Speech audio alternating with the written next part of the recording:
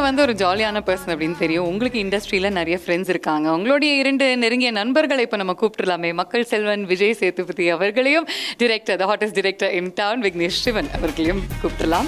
நீங்கள் வந்து ஒரு ரேர் பொசிஷனில் இருக்கீங்க அப்படிங்கிற ஒரு விஷயத்தை நீங்கள் உணர்றீங்களான்னு தெரியாது. ஏன்னா எல்லாருக்குமே பிடித்தமான ஹீரோஸோடைய லிஸ்ட்லையும் நீங்கள் இருக்கீங்க, எல்லாருக்குமே பிடித்தமான வில்லன்ஸோடைய லிஸ்ட்லையும் நீங்கள் இருக்கீங்க.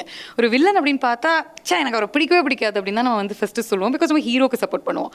ஆனால் நீங்கள் வில்லனாக நடித்தா மட்டுமே உங்களையும் பிடிக்குது, ஹீரோவையும் பிடிக்குது. டு ரியலைஸ் தட் பொசிஷன், அது எப்படி இருக்குது? இல்லைங்க, நான் ஒரு நடிகை, அவ்வளோதான். அதுக்கு மேலே எதுவும் இல்லை. சரி, வியாபாரம் மிகவும் முக்கியமானது.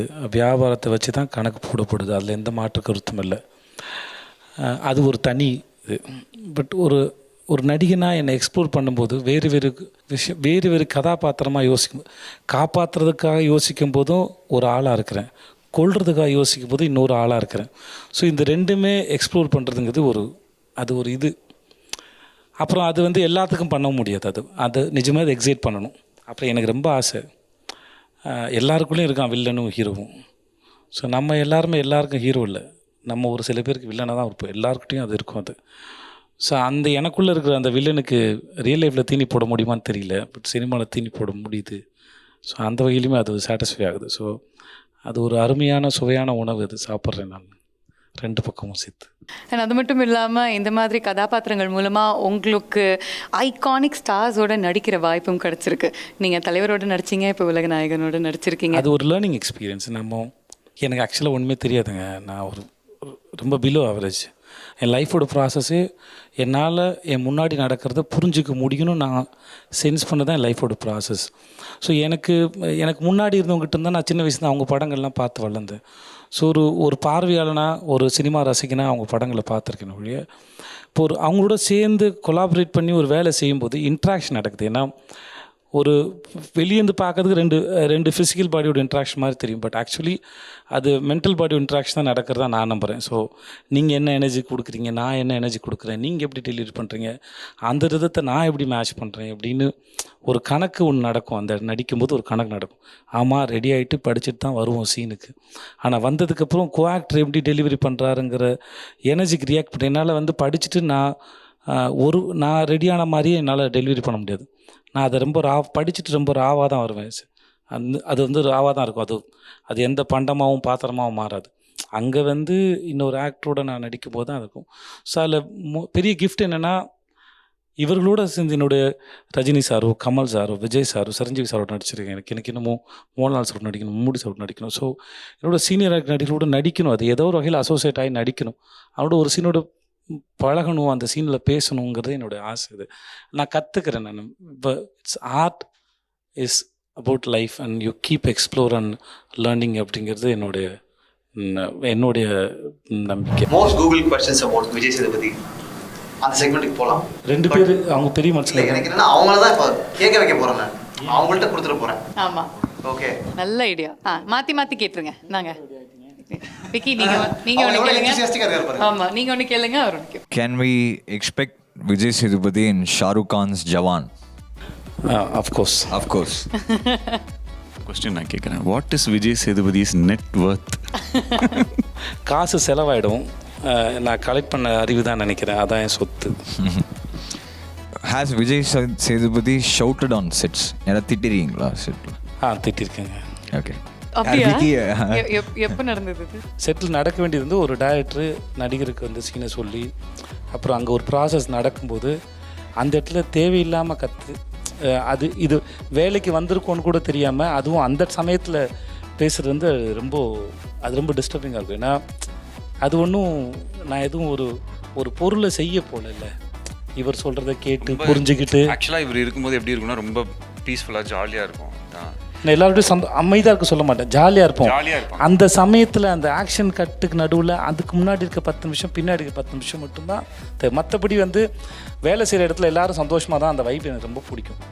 உருன்னு இருக்கக்கூடாதுன்னு தெரியும், ஆனால் அந்த வேலைக்கு உண்டான மரியாதை இருக்கு இல்லையா, அதை ஸ்பாயில் பண்ணும்போது மட்டும்தான் என்னப்பா இதுக்கு தானப்பா இந்த வேலையை செய்கிறோம் அப்படின்னு ஆகிடும். மேக்ஸிமம் கற்றுனது இந்த சைலன்ஸ், அது மட்டும்.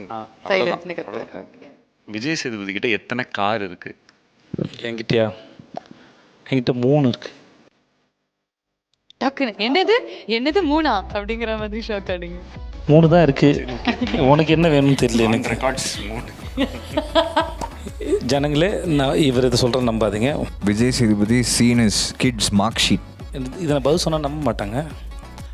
நான் அதெல்லாம் நம்பாதீங்க, அதுக்கு படிக்காதீங்கன்னு சொல்லுவேன் நான். அதனால் வந்து ஸ்கூலில் போய் படிக்கிறதுங்கிறது மார்க் எடுக்கிறதுக்கு இல்லை, படிக்கிறது எப்படின்னு படிக்கிறது. ஒரு விஷயத்தை நமக்கு நாளைக்கு வேறு ஏதாவது நம்ம புரிஞ்சுக்கணுன்னா ஹவு டு லேர்ன் அப்படின்னு தான் படிக்கணுமே ஒழிய மார்க்குக்கு படிக்கிறது தப்பு. ஹவு டு லேர்ன், நாளைக்கு வேறு ஏதாவது பிடிச்சிருக்குன்னா அதை படிக்கிறது மேலே இருக்க ஆர்வத்தையும் அதை சுவாரஸ்யமாக மாற்றணுமே ஒழிய அது மார்க்குக்கு படிக்கிறதுங்கிற போது என்ன ஆகுன்னா வளர்ந்ததுக்கப்புறம் அது ஒரு மாதிரி வந்து வாழ்க்கையை கட்டத்துக்குள்ளே வாழ சொல்லி கட்டாயப்படுத்தணும் தோணும். அதனால் வந்து அப்படி படிக்காதீங்கன்னு சொல்லுவேன், வேறு ஒன்றும் இல்லை. லாஸ்ட் கொஸ்டின் மட்டும் ஒன்று கேட்டுருங்க. How to attract him in 1 minute? உங்களை எப்படி ஒரு நிமிஷத்துலேயே வசீகரிப்பது? அவ்வளோலாம் சீன்லாம் ஒன்றும் இல்லை. ஐ லவ் யூ சொன்னாலே விழுந்துருவேன். சூப்பர். 5-6 வருஷமாக உண்மை லவ்வில் இருக்குன்னு.